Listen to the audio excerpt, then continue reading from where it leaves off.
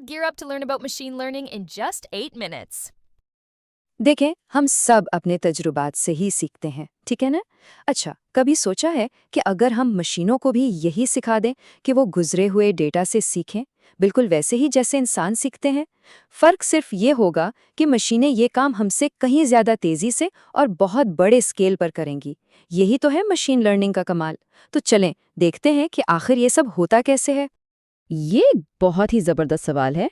आखिर एक मशीन जो सिर्फ दी गई हिदायत पर अमल करती है, उसमें सीखने और समझने की सलाहियत आ कहाँ से सकती है?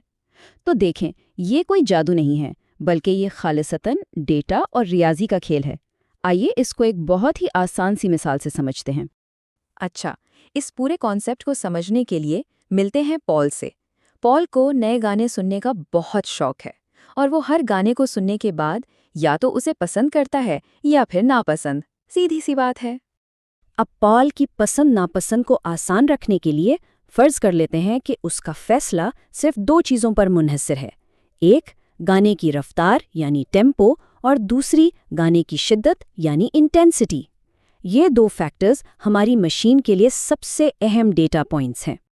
और पाल के बारे में हम एक बात तो बिल्कुल पक्की जानते हैं, उसे तेज रफ्तार और बुलंद शिद्दत वाले गाने पसंद हैं, जबकि जो गाने आहिस्ता और हल्की शिद्दत वाले होते हैं वो इसे बिल्कुल भी पसंद नहीं। ये एक बहुत ही वाज़ेह पैटर्न है।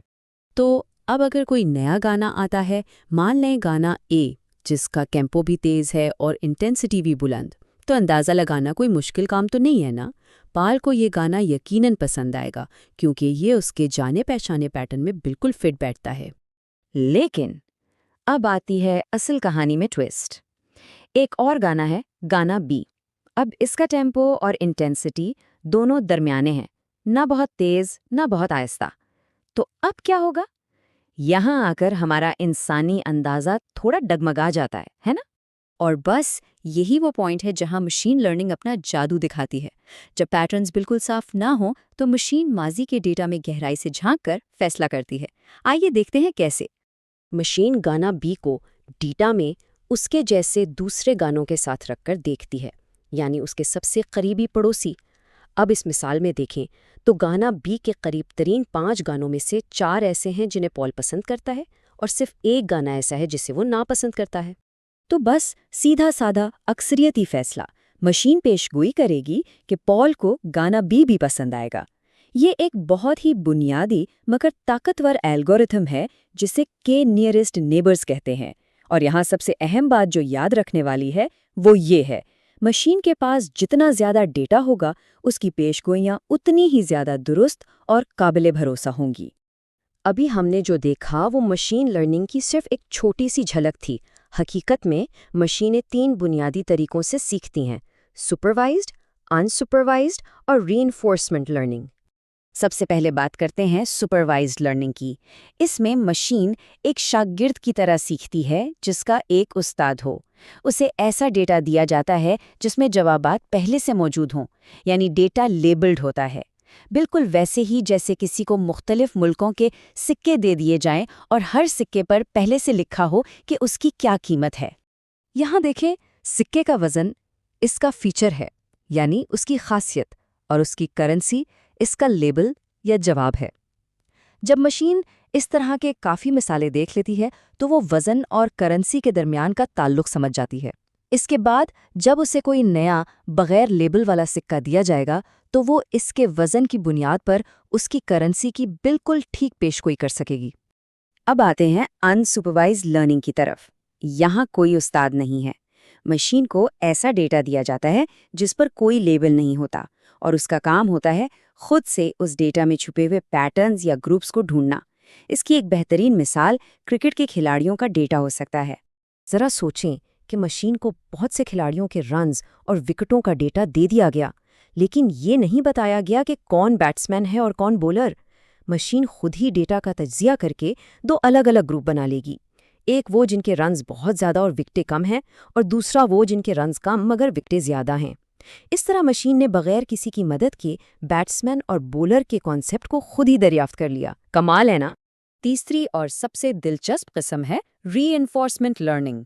یہ بالکل ویسے ہی کام کرتی ہے جیسے ہم کوئی ویڈیو گیم کھیلنا سیکھتے ہیں، بار بار کوشش کر کے اور اپنے ہر ایکشن کے نتیجے سے سیکھ کر۔ مثال کے طور پر ایک روبوٹ ہے جو ایک بھول بھلیا سے نکلنے کی کوشش کر رہا ہے۔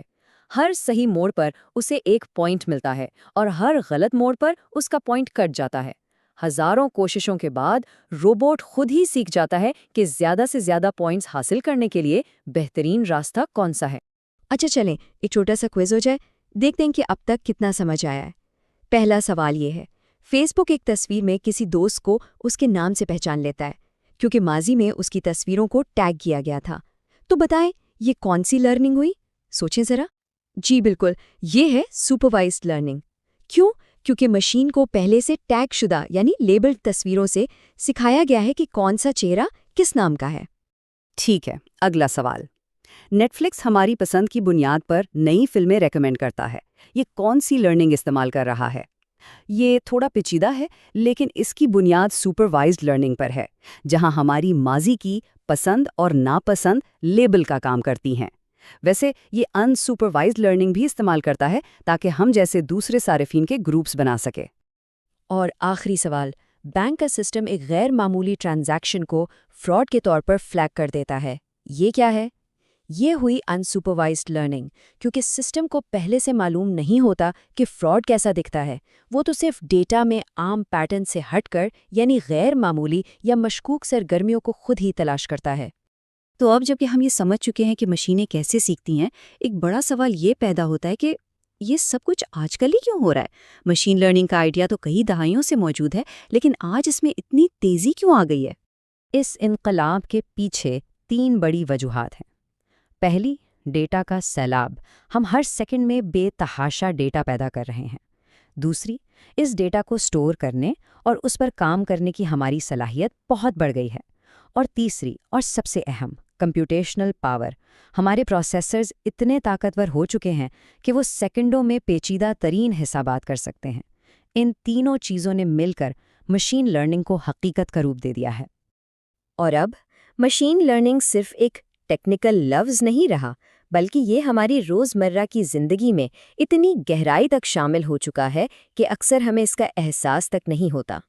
صحت کے شعبے میں یہ ڈاکٹروں کو بیماریوں کی تشخیص میں مدد دے رہی ہے، تو سوشل میڈیا پر یہ عوامی رجحانات کا تجزیہ کر رہی ہے۔